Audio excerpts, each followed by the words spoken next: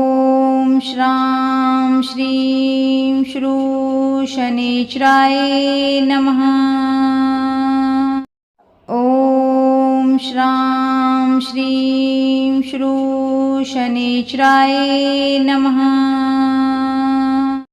ॐ श्रां श्रीं श्रू शनैश्चराय नमः। ॐ श्रां श्रीं श्रू शनैश्चराय नमः। ॐ श्रां श्रीं श्रू शनैश्चराय नमः। ॐ श्रां श्रीं श्रू शनैश्चराय नमः। ॐ श्रां श्रीं श्रू शनैश्चराय नमः।